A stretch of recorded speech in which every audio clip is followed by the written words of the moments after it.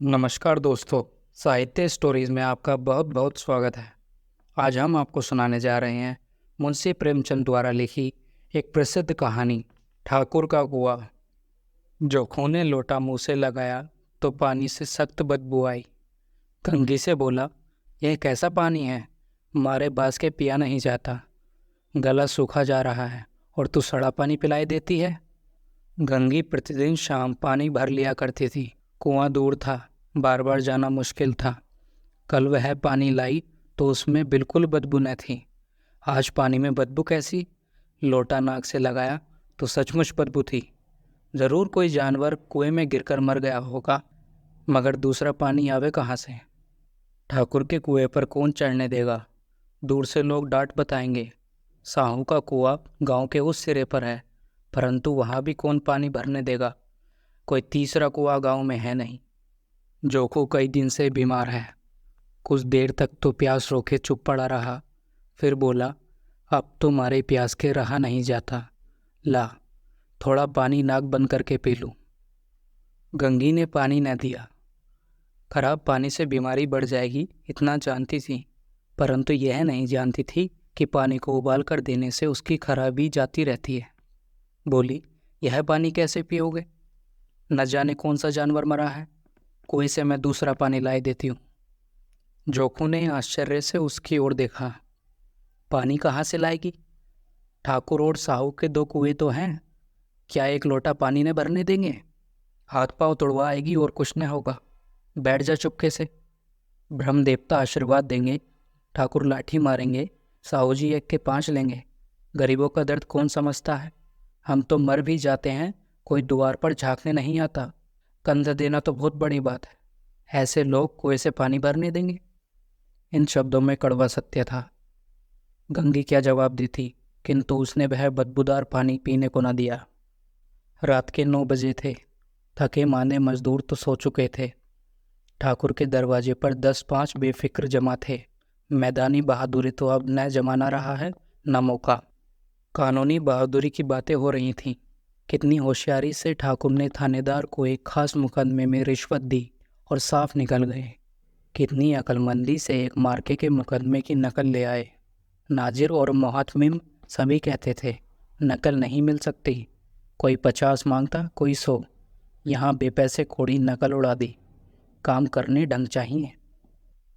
इसी समय गंगी कुएं से पानी लेने पहुंची। कुप्पी की धुंधली रोशनी कुएं पर आ रही थी। गंगी जगत की आड़ में बैठी मौके का इंतजार करने लगी। इस कुएं का पानी सारा गांव पीता है, किसी के लिए नहीं रोका। सिर्फ ये बदनसीब नहीं बढ़ सकते। गंगी का विद्रोही दिल रिवाजी पाबंदियों और मजबूरियों पर चोटें करने लगा। हम क्यों नीच हैं और ये लोग क्यों ऊंचे हैं? इसीलिए कि ये लोग गले में तागा डाल लेते हैं। यहाँ तो जितने हैं एक से एक छठे हैं।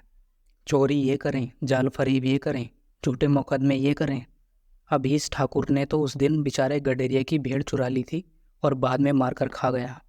इन्हीं पंडित के घरों में 12 मास जुआ होता है। यही साहू जी तो घी में तेल मिलाकर बेचते हैं, काम करा लेते हैं, मजदूरी देते, इनकी नानी मरती है। किस किस बात में हमसे ऊंचे हैं? हम गली गली चिल्लाते नहीं कि हम ऊंचे हैं, हम ऊंचे हैं। कभी गांव में आ जाती हूँ तो रस भरी आंखों से देखने लगते हैं, जैसे सबकी छाती पर सांप लौट जाता हो। परंतु घमंड है कि हम ऊंचे हैं। कुएं पर किसी के आने की आहट हुई। गंगी की छाती धक धक करने लगी। कहीं देख ले तो गजब हो जाए, एक लात भी तो नीचे न पड़े। उसने घड़ा और रस्सी उठा ली और झुककर चलती हुई एक वृक्ष के अंधेरे साए में जा खड़ी हुई। कब इन लोगों को दया आती है किसी पर? बेचारे मांगू को इतना मारा कि महीनों लहू थूकता रहा, इसलिए तो कि उसने बेगार न दी। इस पर ये लोग ऊंचे बनते हैं। कुएं पर स्त्रियां पानी भरने आई थीं। इनमें बात हो रही थी। खाना खाने चले और हुक्म हुआ कि ताज़ा पानी भर लाओ। गड़े के लिए पैसे नहीं हैं। हम लोग को आराम से बैठे देखकर जैसे मर्दों को जलन होती है। हाँ, यह तो न हुआ कि कलसिया उठाकर भर लेते, बस हुक्म चला दिया कि ताज़ा पानी ले आओ, जैसे हम लोंडिया ही तो हैं। लोंडिया नहीं तो क्या हो तुम? रोटी कपड़ा नहीं पाती, 10-5 रुपये भी छीन झपट कर ले ही लेती हो, और लोंडिया कैसी होती हैं? मत लजाओ दीदी, दिन भर आराम करने को जी तरस कर रह जाता है। इतना काम किसी दूसरे के घर कर देती तो इससे कहीं आराम से रहती। ऊपर से वह एहसान मानता, यहाँ काम करते करते मर जाओ, पर किसी का मुंह ही सीधा नहीं होता। दोनों पानी भरकर चली गई थीं तो गंगी वृक्ष की छाया से निकली और कुएं की जगत के पास आई। बेफिक्रे चले गए थे। ठाकुर भी दरवाज़ा बंद कर अंदर आंगन में सोने जा रहे थे। गंगी ने क्षणिक सुख की सांस ली। किसी तरह मैदान तो साफ हुआ। अमृत चुरा लाने के लिए जो राजकुमार किसी जमाने में गया था, वह भी शायद इतनी सावधानी के साथ और समझबूझ कर न गया हो। गंगी दबे पांव कुएं की जगत पर चढ़ी।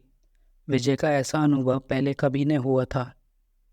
उसने रस्सी का फंदा गड़े में डाला, दाएं बाएं चौकन्नी दृष्टि से देखा, जैसे कोई सिपाही रात को शत्रु के किले में सुराग कर रहा हो। अगर इस समय वह पकड़ ली गई तो फिर उसके लिए कोई माफ़ी या रियायत की रत्ती भर उम्मीद न थी। अंत में देवताओं को याद करके उसने कलेजा मजबूत किया और घड़ा कुएं में डाल दिया। घड़ी ने पानी में गोता लगाया, बहुत ही आहिस्ता, जरा भी आवाज़ न हुई। गंगी ने 2-4 हाथ जल्दी जल्दी मारे। घड़ा कुएं के मुंह तक आ पहुंचा। कोई बड़ा सहजोर पहलवान भी इतनी तेजी से न खींच सकता था। गंगी झुकी कि घड़े को पकड़कर जगत पर रखे कि एकाएक ठाकुर साहब का दरवाज़ा खुल गया। शेर का मुंह इससे अधिक भयानक न होगा। गंगी के हाथ से रस्सी छूट गई।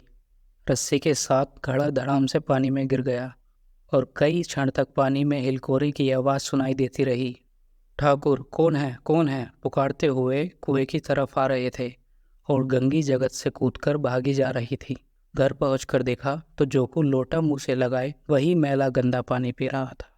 अगर आपको कहानी पसंद आई तो हमारे चैनल को लाइक, शेयर और सब्सक्राइब ज़रूर करें। धन्यवाद।